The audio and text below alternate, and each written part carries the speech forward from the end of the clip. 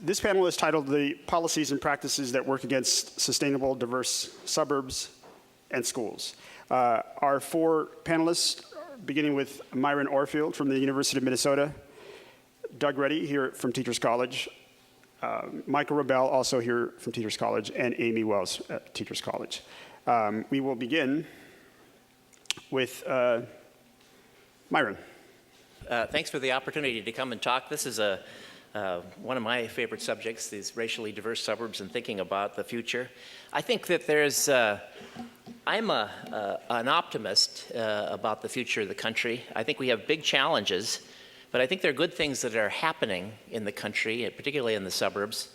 And I think that we have to really take this chance, this moment in time, which I think is a fluid moment, to move in the right direction. I think that we've got this group of suburbs that's becoming racially integrated and potentially a model for a racially diverse metropolitan America. That's the good news. The bad news is because of persistent and unredressed housing discrimination, multi-level persistent and unredressed housing discrimination, because of in-place policies that we're dealing with in housing and schools, they're not going to stay integrated unless we change policy.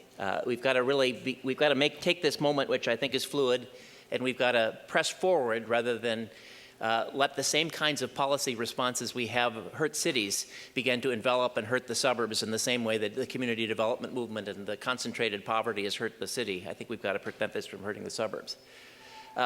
The diverse suburbs, and a lot of people have spoken about this today. In our categorization, we talk about a diverse suburb as a community that's between 20 and 60% non-white. That's our definition. Predominantly non-white suburbs are, in our definition, municipalities where the non-white share in the total population is greater than 60. Predominantly white suburbs are municipalities with white shares that are greater than 80, and the exurbs are municipalities that are very low density, and we've classified them separately for purposes of the study.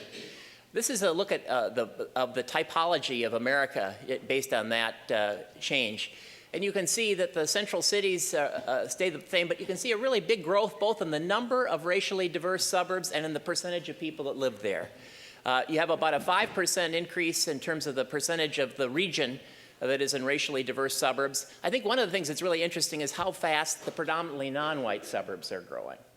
And you're going to see how desperately poor they are in almost every dimension. In some ways, I think these are the places we really are going to have to really worry about in the future. These are places that never had probably a very good tax base. They don't have the kinds of amenities and regenerative capacity that central cities have. They're composed of housing that's really long past what it should have, its lifespan. It's very hard to remediate, and the market conditions for trying to make these communities diverse is really tough. Anyway, you can see this change. I mean, one of the things I think is really important to point out is that if you take a look at the non-white suburbs and the diverse suburbs, you're at 40-some% of the population of the country. And this is a very big change in terms of America. These are some of the categorizations. It's hard to look at these numbers very, very well because they're hard to get. It's hard to see them. I can't see them too well.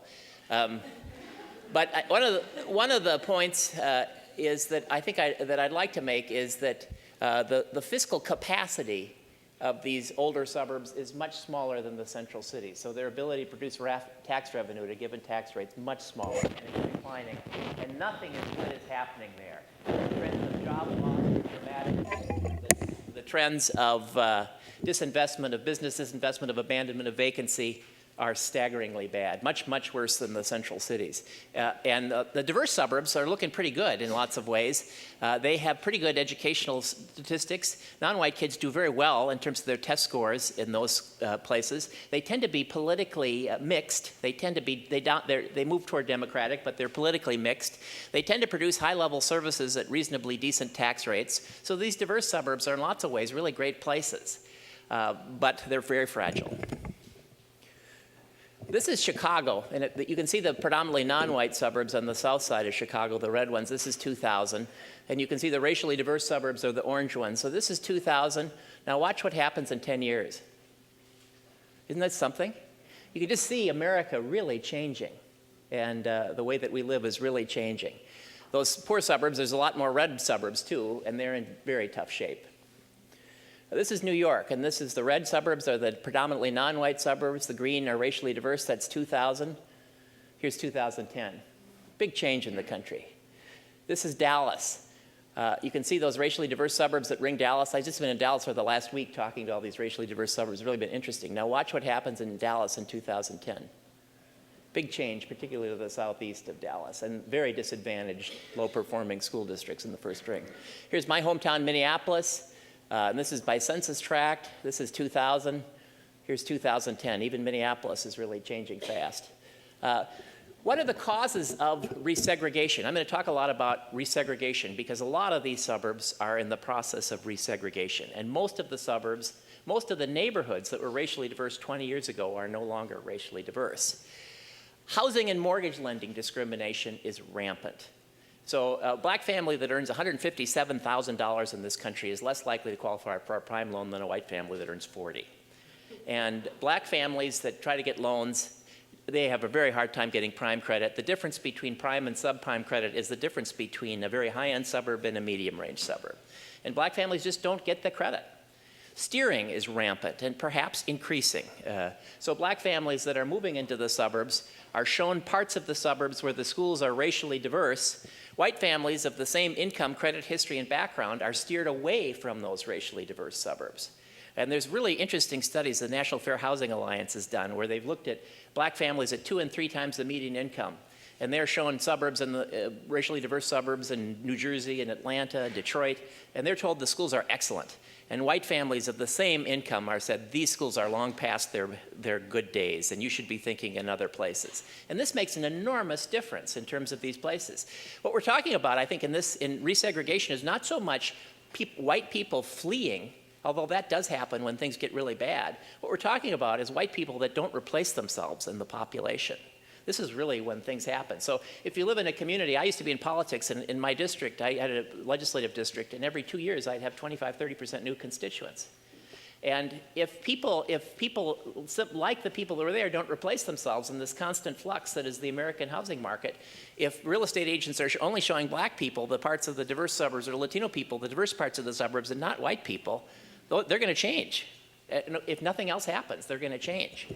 Exclusionary zoning is very bad and perhaps one of the biggest culprits going on. It creates all sorts of havoc, not only racial havoc, it has really big problems in terms of race, racial implications in terms of segregation. We have racially biased school boundary decisions, and this is one of the things that I see all the time, and a lot of our work is working with racially diverse suburbs. And when suburbs become diverse, there's usually a triggering point where they have to change their school catchment areas. Either they have to build a new school or they have to close a school because of population loss. And when that triggering event happens, you can have an outcome that reflects the neighborhood segregation, you can have an outcome that is that's more integrated than the neighborhood, or you can have one that's worse than the neighborhood. And I think it's very often it reflects the neighborhood, and more often it's worse than the neighborhood than it is better. A very small percentage of the cases do school districts make decisions that improve on the neighborhoods. And this sets in place a whole other series of changes. When the school boundaries reflect the neighborhoods or become more segregated in the neighborhoods, they key into steering and the way that real estate agents are treating that school. So if you have one school that's majority non-white and one that's white, or they're very different, one school becomes a place where people are steered to and away from. And these boundary decisions accelerate. They're not the whole reason behind the process, but they make it worse. The disproportionate placement of government-subsidized affordable housing in segregated and integrated neighborhoods. This is a very big problem. In most metropolitan areas in the country, in the housing that we built there, the subsidized housing, we could have integrated the schools in most metropolitan areas. And in many of these metropolitan areas, we could have integrated the schools on metropolitan level with the housing that's been built since the early 80s. Sadly, we were moving in many places in a slightly better direction in subsidized housing up until the introduction of the low-income housing tax credit. Now the low-income housing tax credit, which is the predominant mechanism by which we build subsidized housing, is extremely segregated in poor neighborhoods. And there are powerful forces within the liberal and progressive community that want to keep it that way. So you often have civil rights advocates that are bumping heads with large-scale housing intermediaries. So you'll see civil rights advocates fighting about the new federal rules with LISC and Enterprise and the large housing intermediaries. So when the civil rights rules are coming down, you'll see big divisions. The community intermediaries wanting to keep the units in the poorest neighborhoods and in the poorest parts of the suburbs, the civil rights advocates trying to get them into the newer communities. And in lots of ways, this is a very important battle. And there's a great opportunity here. We have an administration that's more interested in this, but it's slow because of the divisions between those left of center. Prejudice and preferences are an important part of it. Although I'd like to limit the importance of preferences, I think preferences a lot of times are based in racism. If white and black people have different preferences about the neighborhoods they want to live in, maybe black people don't want to live in majority white neighborhoods because white people don't treat them very well. Maybe white people don't want to live in black neighborhoods because they're prejudiced. I mean, these are things that I think we can't give too much weight to these preferences in terms of saying they're hopeless and inevitable. This is the rate of transition. And this is decade by decade, looking at suburban municipalities. This is the 2000 classification and the 2010 classification. So if you look at predominantly non-white suburbs, they all stayed non-white. 1% became diverse, 0% became majority white in terms of predominantly non-white suburbs. In terms of diverse suburbs, 16% of them became predominantly non-white, 82% stayed diverse, 2% became predominantly white. If you took a look at predominantly white suburbs, they were changing, none of them became predominantly non-white, 18% became diverse, 82% stayed predominantly white. So you get a sense of this. Here's census tracts. I think this is, you can see that the 1980 classification, you can see that predominantly non-white census tracts, 93% stayed predominantly non-white, 7% became racially diverse. This is 7% became integrated, and 0% became predominantly white in terms of these census tracts. So I think one of the things, constantly civil rights advocates are battling with housing advocates about this issue of gentrification. And any time a neighborhood starts to have anything that's happening, like rents will go up or a Starbucks open, it's gentrifying. And you have to put lots of affordable housing in that neighborhood to prevent this from happening. A person will say, look at these statistics. There's not much gentrification going on in the country. There's New York City, there's San Francisco, there's Boston. But I think we've got to allow neighborhoods to become diverse a little bit in central cities. And we can't attack any kind of upward movement that's possible. And I think that's one of the things that we've got to work out amongst those left of center. This is transition rate for integrated suburban tracts. And you can see at the end of the classification that in the 1980s and 90s, 21% of the tracts that were integrated became predominantly non-white. In the census tracts that were integrated, these are in the suburbs, in 90 to 2000, 30% of those became predominantly non-white. And in the census tracts that were integrated in 2000 to 2005, 15% became predominantly non-white. So there's a very powerful trend in the wrong direction. You have this moment of integration, but it's very unstable. And we're doing almost everything that we can to make it unstable. 2 minutes. Policy recommendations. I think that community development corporations and non-white and segregated neighborhoods should work on things like stably integrated magnet schools, increased funding to traditional schools for tutoring and after school, better transit linking neighborhoods to growing job centers, mixed high-density TODs, intensive development and skills training. I don't think we should be thinking just about building affordable housing in poor neighborhoods. I think we should be thinking about community development organizations as not just building housing in poor neighborhoods, but really developing the community, really working on programs that kids need and allowing some of those housing resources to move into some of the whiter and more affluent communities.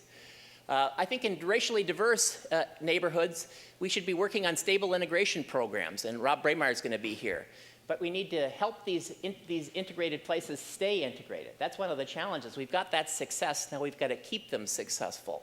We've got to develop pro-integrative mortgage and home loan programs, document segregative housing practices like steering and mortgage lending discrimination, which are rampant and illegal, and there's still a disparate impact cause of action under the Fair Housing Act. So we need to use those tools. We need to develop and operate pro-integrative marketing plans. In low-poverty neighborhoods, this is where we should be placing the majority of our low-income housing tax credit dollars. This is where they should be going. And we could make a huge amount of difference on this question if we could just reorient the governmental resources to the right places. We should advocate, support, and if necessary, litigate. I'm a law professor, so we think that that's important. The reduction of barriers to affordable housing in areas, local zoning codes, building practices, and development codes. And we should advocate for regional fair share housing strategies that exist in many parts of the country.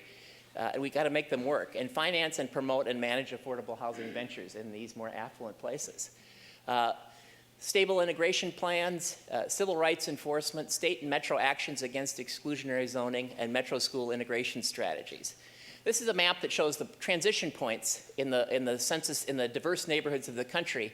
And our data shows that when a neighborhood becomes about 30% non-white, within 2 decades, it's more likely to become majority non-white than to stay integrated. So this is the 50 largest regions. This is what happens when you have a metropolitan-wide school integration plan. It stops the tipping. So in the 16 places in the country where the schools were actually integrated on a metropolitan level, places like Raleigh, North Carolina, Louisville, Kentucky, this is the only way that we've really found systematically to maintain stable integration. Almost all the neighborhoods that were integrated in Raleigh and Louisville are still integrated. And one of the reasons is the schools are integrated. It wasn't a tool for real estate agents to steer people away from each other. Time.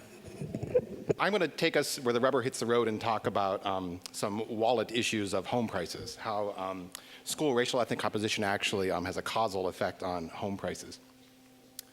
And these home prices flow from both the perceived and actual quality of neighborhoods, of schools, of homes, and the challenge in trying to estimate the link between school demographic characteristics and home prices is there's lots of things about homes, neighborhoods, and schools that we just can't measure. So we talk about selection bias, and we just don't know really whether there's a link between school characteristics and home values.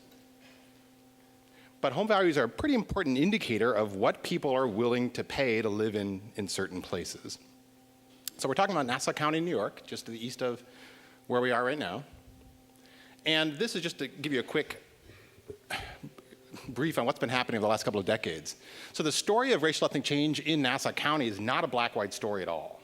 So if you look at the yellow bars, that's Hispanic, the yellow bars are Hispanic enrollment in Nassau County schools. It's increased by about 3.5 times over the last 20 years. Asian enrollments have increased about 2.5 times, but black enrollments have been absolutely steady over the last 25 years.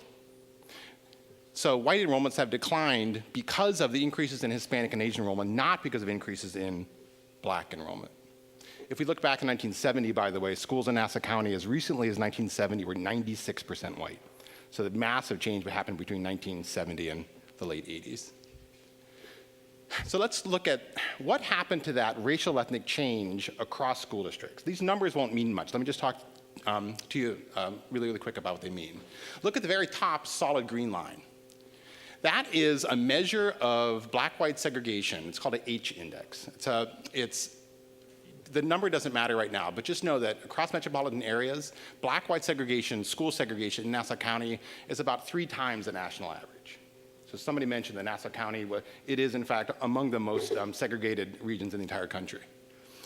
But notice that it's been very, very stable for a long time. It's been very, very stable for a long time. Now look at the dotted green line just underneath that. This is very interesting. Segregation in Nassau County can happen in 2 places. Segregation can happen between schools in the same district or between school districts, right? Notice that, so what that dotted line is, it's the percent of overall racial ethnic segregation that lies between school districts. Look, folks, that they almost overlap. About 98% of all the segregation in Nassau County is between school districts, not within school districts. So the kids that are in your school system look a lot like you. The kids in the neighboring school system look a lot different, okay? Look at the Hispanic, the solid Hispanic line. Notice that Hispanic, so remember what happened to black enrollments. Black enrollments didn't increase, right, over the last 20, 30 years, and it's been stable. But as Hispanic enrollments have been increasing, they become increasingly segregated. So look, it went from about 0.3 to about 0.4, but also the increase has all been between school systems in segregation. So Nassau County schools so the Hispanic-white segregation is about 2.5 times the national average. Nassau County is a really segregated place. So here we go. These are actually some nice tables that show this graphically. So in 1968, there were only 2 school systems in Nassau County that were less than 50% white. See them right there in the center. By 1988, there were about a half a dozen. But look at the North Shore, by the way, still very, very white. This is 2007. We have this corridor in the middle of Nassau County that is increasingly non-white school systems. Okay? So what's going on in Nassau County? So Nassau County suffers from the most severe municipal fragmentation in the country, literally. This is amazing, somebody who came from the Midwest. There are 56 school districts in Nassau County and only 200,000 kids. So there's this great statistic so think about this. If we randomly selected any two kids across metropolitan areas in the country, so within metropolitan areas, we randomly selected two kids, the likelihood that those two kids would be in different school districts is about 72%. So 72%. In Nassau County, it's 99%. If you randomly selected two kids, they do not go to the same school system. Why? Not many kids, lots of school systems. Okay? So what are the implications of this for funding racial segregation? Well, they're obviously huge, right? Okay, here's a great example. Look at Miami-Dade County on Florida, the lower right there. So Miami-Dade County, 2,000 square miles, a lot of it's swamp, but 2,000 square miles, 350,000 kids, fourth largest school system in the country, it's one school system. Nassau County, 200 square miles, 200,000 kids, 56 school systems. So is there an argument here for maybe some consolidation? Okay, so now let's get to the meat of what we're talking about today. Let's think about home prices, okay? So Amy and I, if there's a representative here from this office, let me know. Amy and I somehow got from the Nassau County Assessor's Office data on every single home sold in 2007 and 2010. We think maybe they made a mistake in giving us the data, but we got them. So every single red dot is a home sale. Every single red dot is a home sale. And in the darker green, the more expensive. So look on the North Fork, look in the Great Gatsby land, it's the average home price is over $1 million. But remember that central corridor that was many predominantly non-white school systems? Look at the average home price there, okay? So is race related to home price? Obviously. But here's the nuts and bolts. So in a school system that's less than 10% Black Hispanic, the average home sold in 2010 was about $680,000. If you're majority non-white, it's $357,000. That's a massive difference. That's a massive difference. But there should be differences. There should be differences, even if there's no bias, nothing going on. There should be big differences between districts. The homes are smaller lots, fewer bathrooms. This is the kind of data we got from the county. Fewer bathrooms, fireplaces, et cetera. The schools themselves, objectively, are less desirable. And the residents themselves, I don't know if you want to say less desirable, but they have less resources to buy a more expensive home. So this all makes sense. But the question is, after we consider all this, after we take all this into account, is there still a link between racial ethnic composition of school districts and home prices? Okay? Now, so we're going to skip through data. We've got those of you interested in the models data, just go ahead and send me an email later. Lots of data. Okay. The challenge is, how do you really know you're comparing two homes that are comparable, right? I want to compare apples to apples and two homes that are really, really comparable. So here's what we're doing. Yeah, so I think a lot of literature is just rife with problems, that they're not comparing apples to apples. So here's what we're going to do. It's called a boundary fixed effects approach. So we're using GIS mapping to identify in Nassau County all these homes that are right on school district borders. And there are about 150, 160 boundaries. I'll show you in a second. And we're only comparing homes on either side of these boundaries. So you can think of them as buckets. They're boundary buckets. So about 150 buckets that we're comparing across, okay? So what that does, many in Nassau County, it's the same builder, same developer, literally right across the street. So hopefully this is going to get us apples to apples.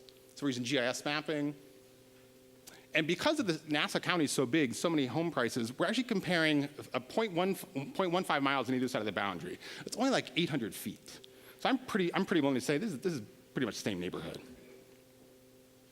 But then we've got about 80 or 90 other covariates in here about the home, about the neighborhood, about the school. So it's pretty well adjusted, plus the boundary fixed effects approach. Here's what it looks like. These are all the boundaries. These are all the possible comparisons, okay? If there's a boundary on the water, it's not a boundary. But let's look at these four. It's an example. Let's look at these four school districts. Here's what it looks like. Again, every red dot's a home sale. Check out the green border. So look at boundary 11 right there in the middle. So all those dots in that green, all the dots in the green border of 11, that's a group. All the dots in 17, that border, that's a group. So we're doing this about 170 times all throughout Nassau County, okay? So what do we find? Okay. So what I'm going to show you is completely adjusted. It's taking into account about 80 other factors of the home, of the neighborhood, of the schools, of people who live there using census data, et cetera. So it's pretty well controlled. So 2 different years, 07 and 2010. Both years, unsurprisingly, the size of the house is the #1 predictor of how much it cost. Okay, no big surprise. In the second one, look in 2007, the more free reduced price lunch kids you have, the higher the home price. We'll get there. In 2010, the assessor grade was the second strongest predictor. It makes sense. It's literally the home quality. Look in 2010, the third strongest predictor out of about 94 predictors was the district racial ethnic enrollment. Fully adjusted, and remember, we're only comparing homes on either side of those boundaries, okay? It's the assessor grade for 2007. District academic profile is important. District tax rate in 2010 is negatively related. District tax rate negatively related. Okay, so they're kind of comparable. But what the heck's going on in 2007 in Nassau County? The bubble. Check this out. Where was subprime lending happening? In majority non-white districts. So look at this. So home prices shot up dramatically between 03 and 07 in high minority districts. What happened after the bubble burst? They crashed. So 2010 is much more what's actually been going on, as was 2003. So when you're looking at data, you have to think of what this bubble did, and it completely burst. So I did this on 5 or 6 different years. They all look like 2010, meaning the third or fourth strongest predictor with this boundary fixed effects approach, all these adjustments was district racial ethnic enrollments. So does race matter? It does. So here's a takeaway here. A 10% increase in district Black Hispanic enrollment, a 10% increase, fully adjusted for everything else, this is not unadjusted, fully adjusted, is about a 3% decline in home price.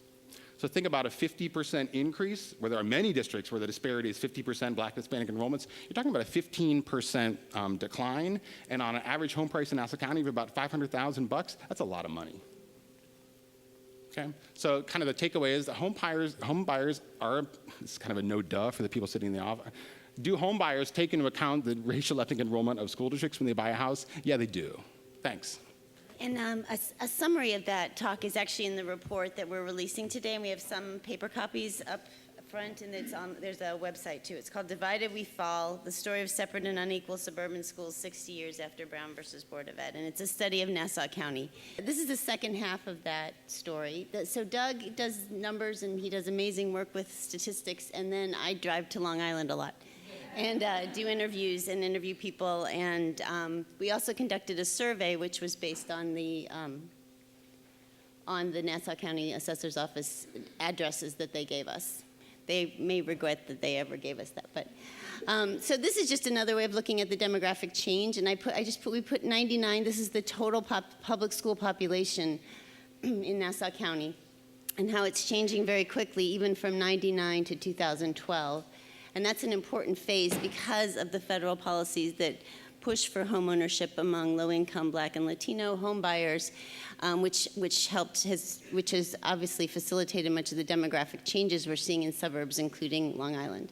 So this is just to give you a sense of how the overall picture is changing. It's becoming more diverse, particularly in terms of the large growth in the Hispanic population and growth in an Asian population. So these are 2 maps that we've also done that relate to the maps that Doug talked about. And these break down the school districts into some different categories.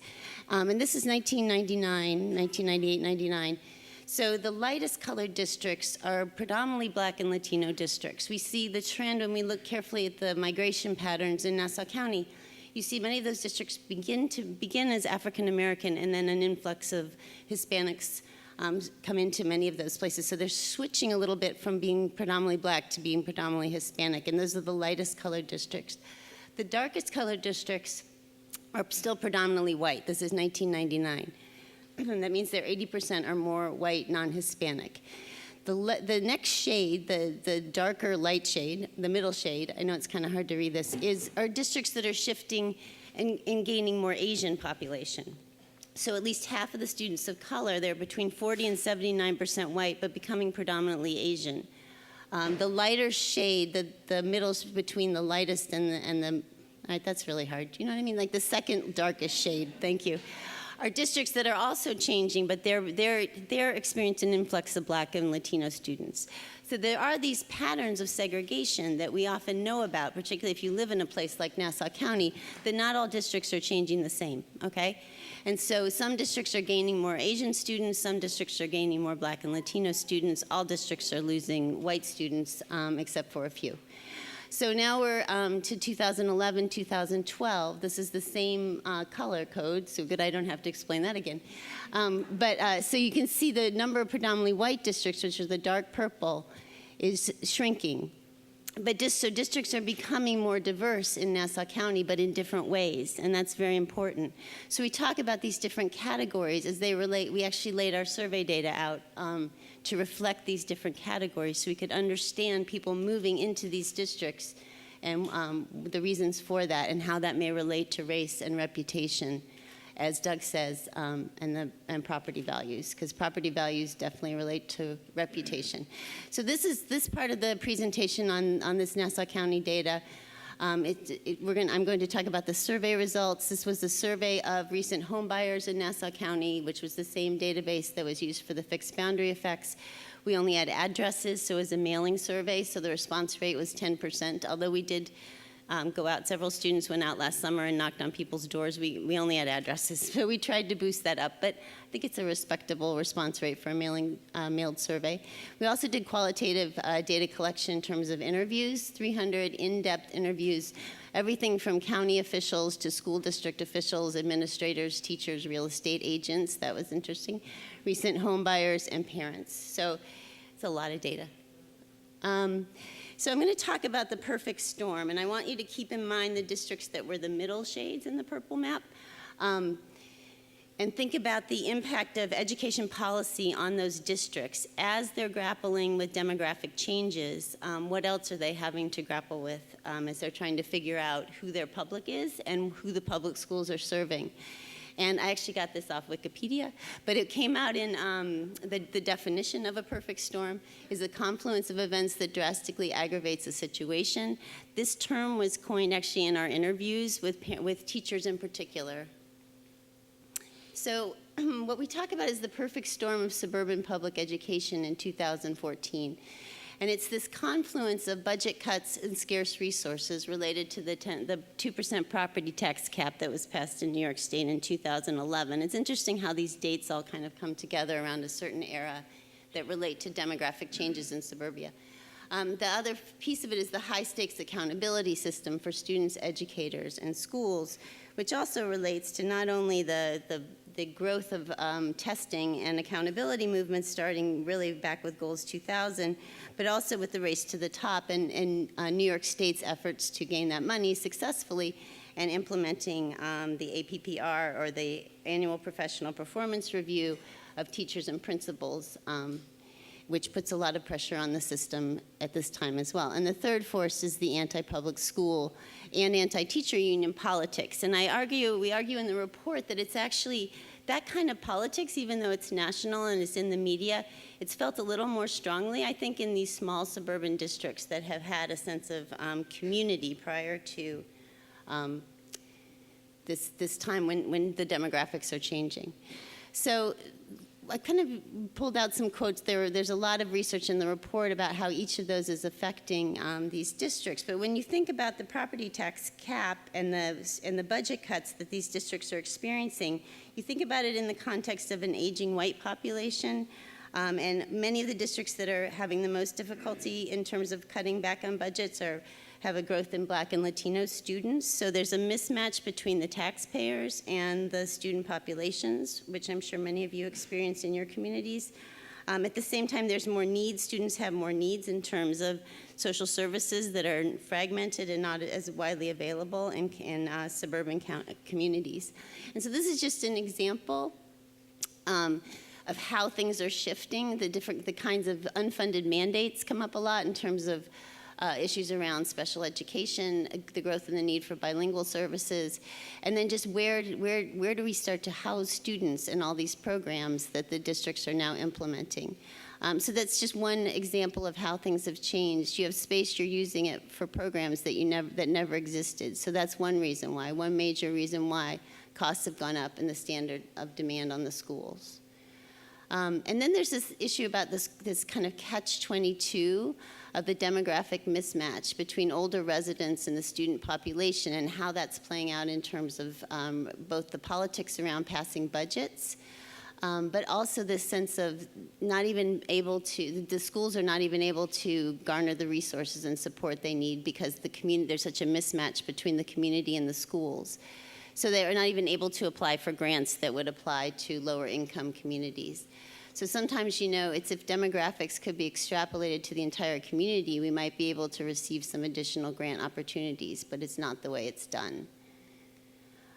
So this is actually about the parents, teachers, administrators, and real estate agents talking about the public significance of the test scores. So this is around the accountability movement as the kind of the second force in the perfect storm.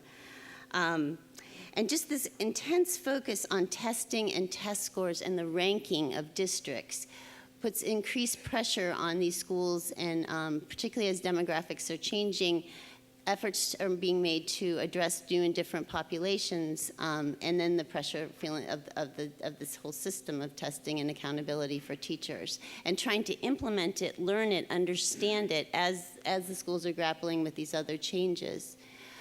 So I like the second part. The superintendent added that some of the test score fixation, and people talk about that a lot on Long Island, the way these districts get ranked in the papers, it's just fanned by our current culture of ranking everything, which is the movie that was most attended this week, and how much money did it rake in. New York Times, I think, did it yesterday on Monday as a ranking of what are the most downloaded songs. And I don't care.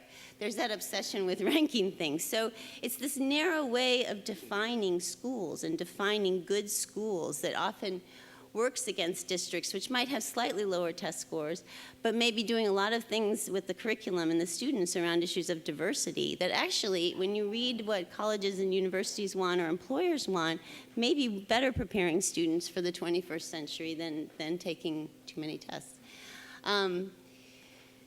Okay, then we get to this anti-public education politics, which is less discussed, I think, in the popular culture around what's happening with public education.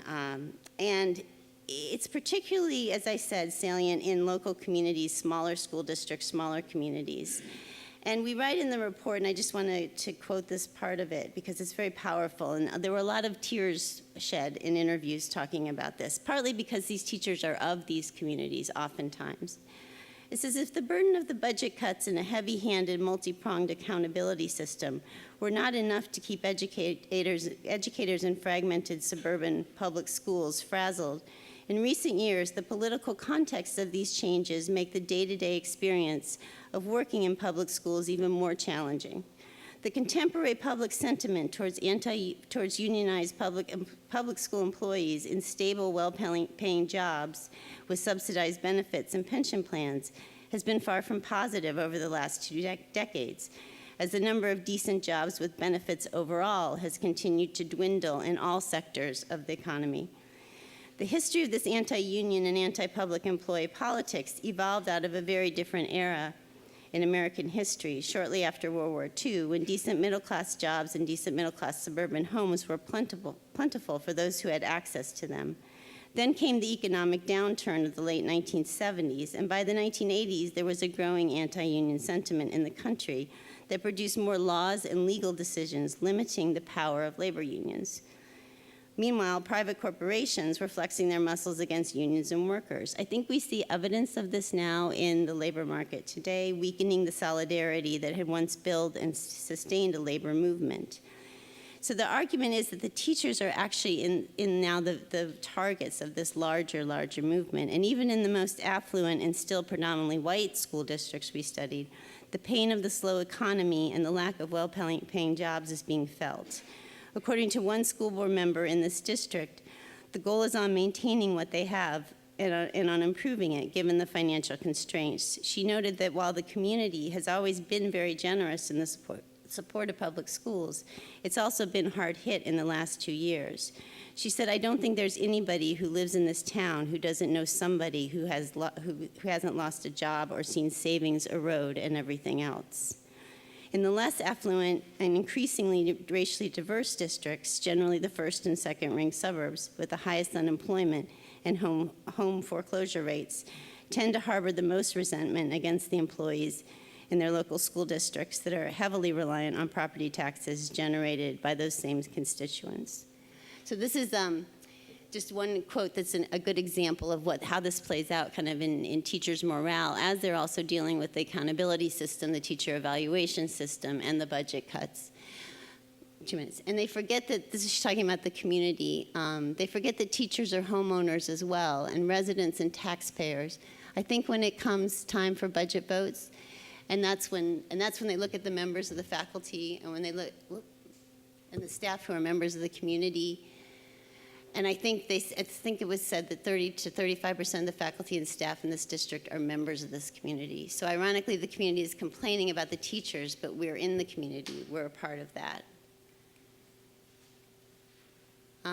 So just to wrap it up, because this all then relates back to the housing prices and the reputation, but I think it's important to know that there is a sense out there in many suburban school districts that this can't be maintained. The system will fall apart. The system is falling apart.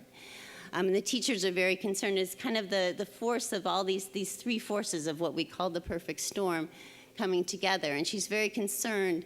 And her feeling is that unless we change the way we fund public education, we're looking at a collapse. I truly see that. I wonder if you talk about a conspiracy theory, I wonder, I'm sorry, I can't read this very well. You can probably read it better than I can.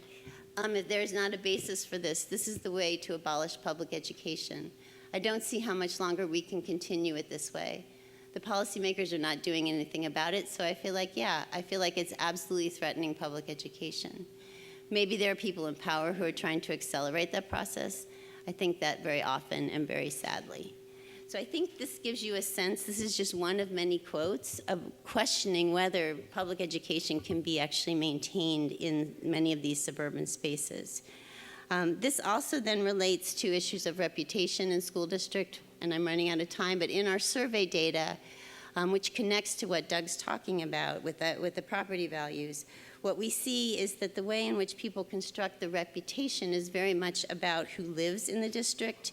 And that's why these issues around the perfect storm relate way much more heavily on diverse school districts that are changing demographically, going back to the purple map, as opposed to the more stable, predominantly white, and increasingly the diverse, non-white, but mostly Asian districts. So there is this distinction when we talk about diverse demographic changes. This leads to a self-fulfilling prophecy of a downward spiral in terms of the relationship between reputation and the ability to raise the tangible resources required to maintain a school district. Listening to this very rich discussion we've had so far this morning, I'm pretty much going to change most of what I planned to talk about. I had planned to start my discussion with telling you a little about a major U.S. Supreme Court decision in 1973, the Rodriguez case, in which the Supreme Court decided not to take a stand, not to do anything about flagrant inequities in the financing of public education. But instead, I think I'm going to start my comments with talking about a 1974 Supreme Court decision, which had a much more direct bearing, I think, on most of the issues we've been discussing today. And that's the case of Milliken versus Green.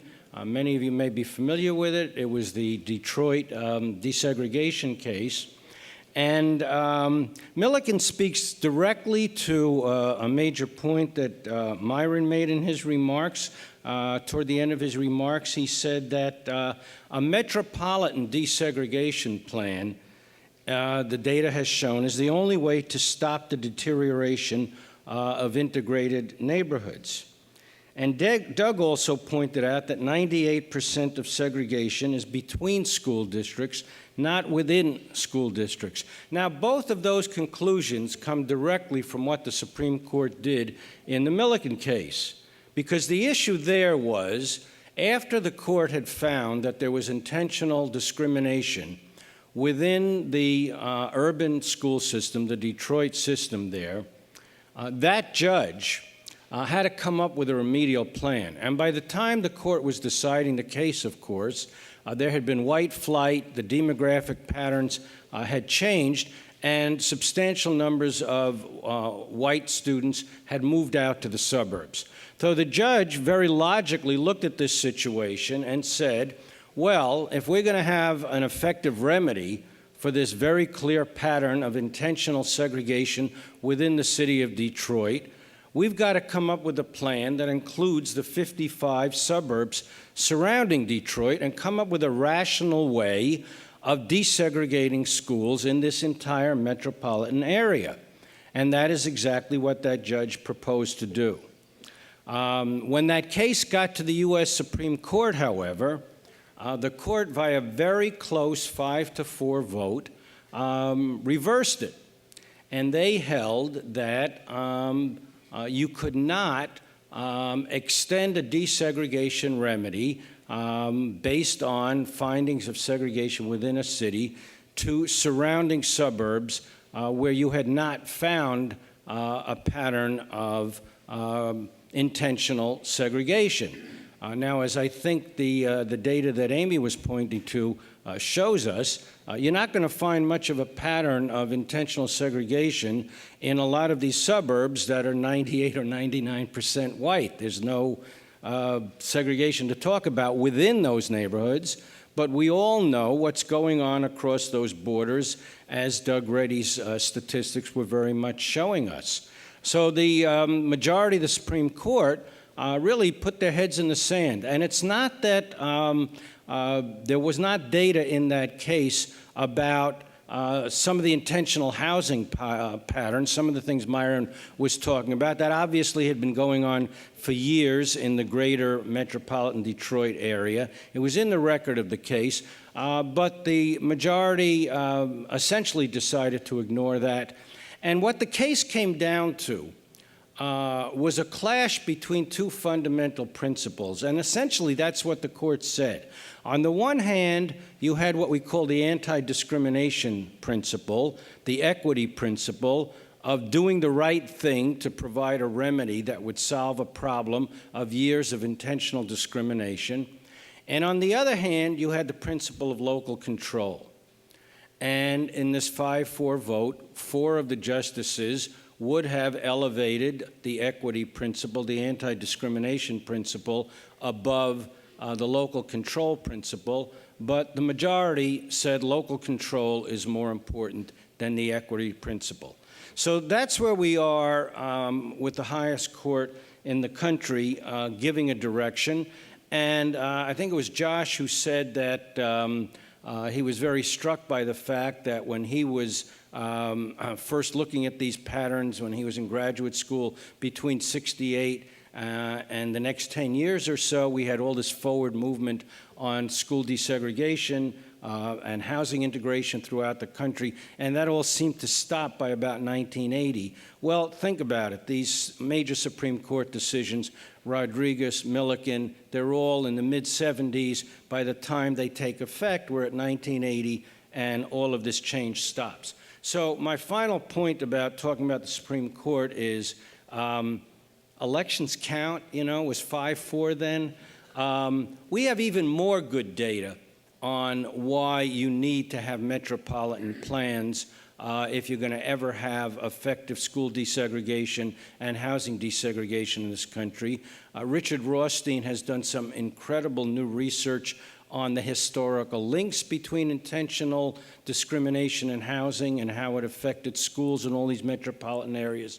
But it's not worth presenting it, quite frankly, to the United States Supreme Court with its present composition. So think about that when the 2016 elections come along and our next president is going to have a lot of seats on the Supreme Court to fill. But I want to turn now to more specific legal issues that affect the issues that we're talking about. And on this point of large school districts, county districts in places like Charlotte, Mecklenburg, and Durham in North Carolina, many places in the South where for historical reasons school districts were established on a county basis. You could have effective desegregation there, and in fact, Charlotte Mecklenburg has over the years been touted as one of the most successful examples of effective school desegregation in the country. Little of that has been undermined in recent years for reasons I won't go into, but obviously you have the potential there that you don't have in a place like Nassau County with 56 separate school districts on that small island with 200,000 students. So you may ask, why, when we have this irrational pattern of 56 separate school districts, something isn't done about it? And leave aside the racial issues. Just from a cost efficiency point of view, Amy's been talking about all the problems that have hit the schools since the major impact of the recession in 2008. And by the way, I think many of you from New York know that is exactly at the time when we should have had more funding in the schools because of the impact of the CFE litigation that I was involved in, and the state has reneged on paying the bill on that. But we've got a new lawsuit, which is a subject for another day. We're not giving up on that. But anyway, it has had an impact. And you might say, well, one way we might be able to conserve resources in times of fiscal constraint and have more resources for the schools would be to look at policies like school consolidation from an efficiency point of view. Obviously, it'll save money. We have 56 superintendents getting high salaries on Nassau, all kinds of excess costs involved. And in fact, the Commissioner of Education has publicly stated, John King, several times that if we want to talk about effective integration, we can talk about doing it with some of the rural districts upstate, but you're hardly going to save any money there because even if you close some schools and all, the transportation costs, the distance costs are enormous. He said the place where you could really save money and have effective school consolidation is in the southern part of the state in Westchester and Nassau. So why don't we have it? The commissioner's in favor of it. It's rational. Well, the reason we don't have it, ladies and gentlemen, is our statutes in New York State, and this is the same in many other states, have all these procedures for what you do if you want to consolidate school districts. It has to be planning. The state education department has to approve of it. But the bottom line is, even if you have a full plan to integrate some of these school districts, the voters in every one of those districts, taken separately, have to approve it. So in other words, if you have a rational plan that would both save us money and desegregate the schools, the voters in the 98% white district that has high property values and has relatively high amounts of resources, they've got to vote to merge with a poor neighboring district that's largely minority. How many of those elections do you think pro-consolidation people have won in the years since the recession, or in any years? Not many. I don't think any, as a matter of fact. So that's the reason we still have 56 separate school districts on Long Island, even though any observer is going to say it's totally irrational. Okay, let me take a few minutes to get back to the basic points about fiscal inequity that I did want to discuss, because that obviously plays into this in a big way.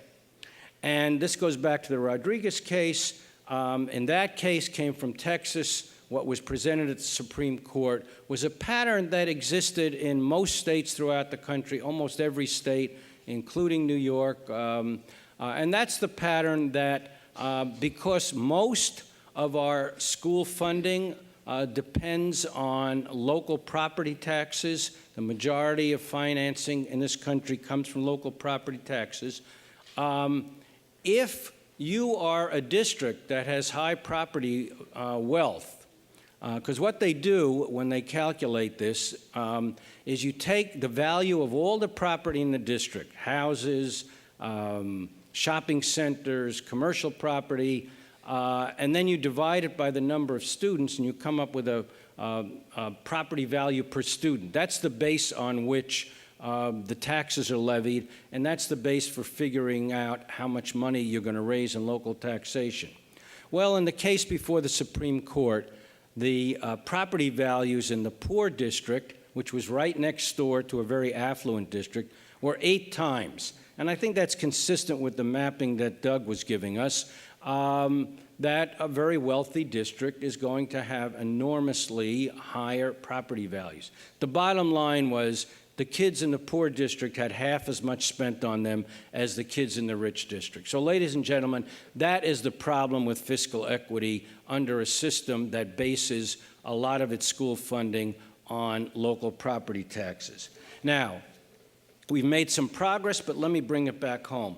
In New York, in Nassau County again, 2011-12, Great Neck, with an 8% Black and Latino population and a 10% poverty population, spent $28,530 on average for each student, while nearby Elmont, with a 75% Black and Latino population and 48% poverty population, spent $18,000. That's the fiscal inequity we're still living with.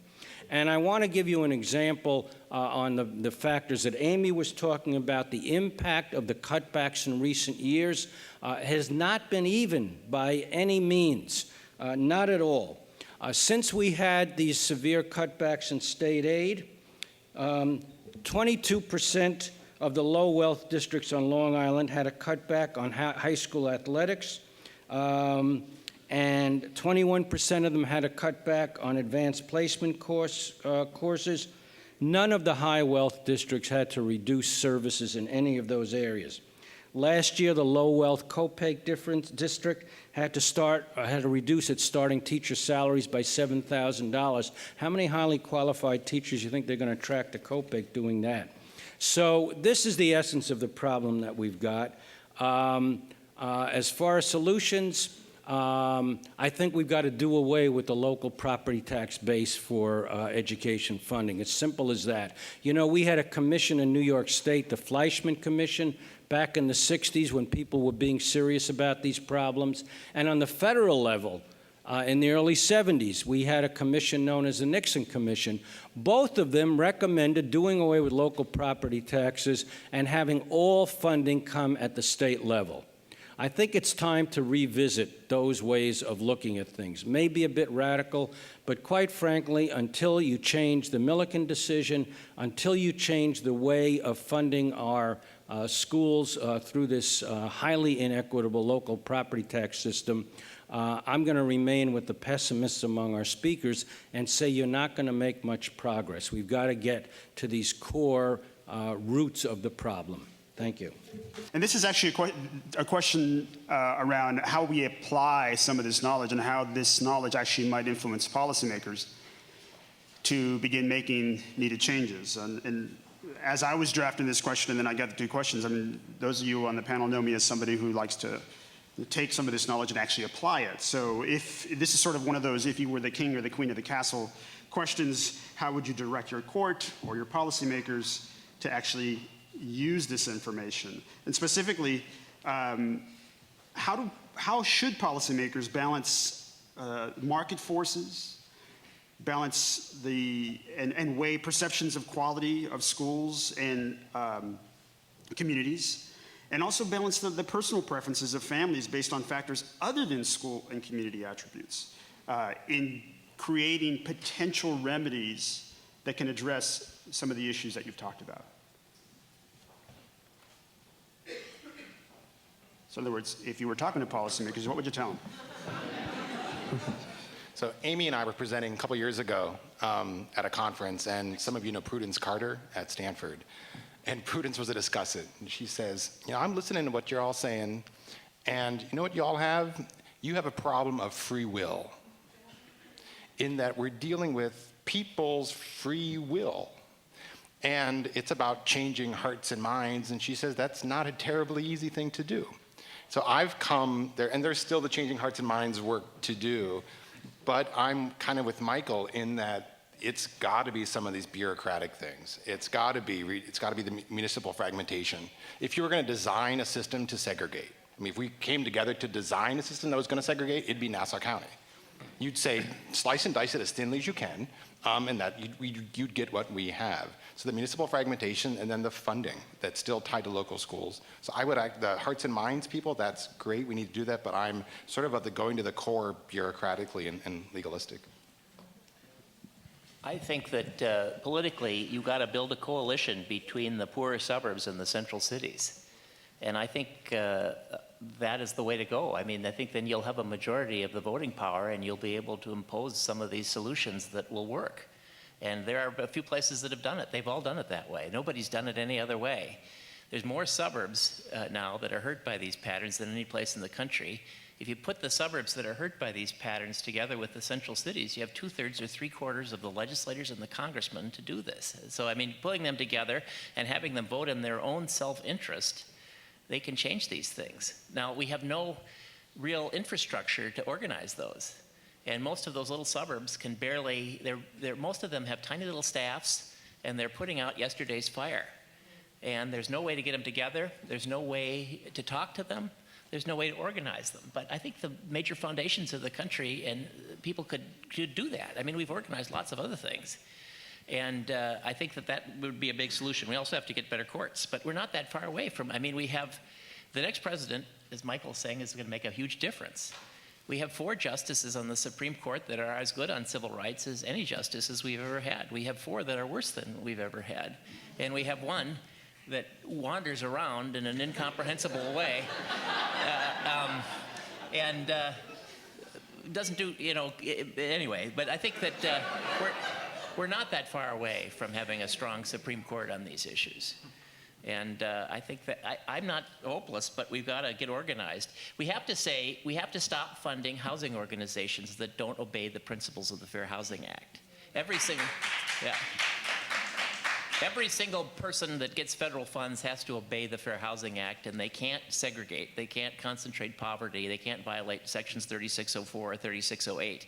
And the largest intermediaries of the country are driving us in exactly the opposite direction. And if they were moving in a positive direction, we could make big progress. I have other questions. Go ahead. Well, I was just going to make a quick comment. If we had a lot of really important ideas, a lot of good data here. I'm fearful that most policymakers that you would present this to are not going to focus on it the way people on these panels and people in our audience are, because we have a very distorted politics. It's gotten worse. We know Amy's talking about the big money influence and what's going on in Congress and the state legislature. I would just make a pitch for the fact that people sometimes say courts should not be involved in policy making and education and other social areas. I think, at least in the near term, if you're going to get any real focus on and understanding of these issues, in the judicial process, at least you have to give rational statements and explanations for what you're doing. You've got to lay out the data and deal with it. I gave the example of Milliken. Our side lost, but at least you had the argument back and forth, and transparently you knew what was going on. That doesn't happen in legislatures these days, so I still look to the courts. Great. Go ahead, ma'am. I was just going to say, going back to the hearts and minds issue, I also think working at the local community level around these issues of diversity and diverse schools and how we value them and what we value about them, because we do see it in these survey data, in the opinion poll data, and it's just lip service as long as the structures are dividing people. We had one interviewee who said, when your choice is segregation, you choose segregation when you're buying a home, right? So I think working in these communities that are changing, that may be in flux, may be in transition, but are diverse right now, is a really important moment in American history. And thinking about the role of the public schools in that, and all this lip service we've given to valuing diversity and why, and preparing students for the 21st century. And I don't think spending too much time on standardized testing, and I understand we have to have some of that probably, but when 60% of from April to June, in a lot of these schools, all these kids are doing is taking tests, right? And then the way the curriculum is being constrained to prepare for that time frame. So just so many things we could be doing in racially diverse schools, and we'll see a video on that at the end of the day. Carol Burris is talking. So there are, I think, that kind of discussion. Parents are getting fed up with the testing. We know that's not the best way to prepare students. It's working against diversity in so many ways, and I think it's time we really need to come together at a community level to talk about these issues and make some change. So. I want to thank all 4 of our speakers and ask that you join me in thanking them for a great presentation.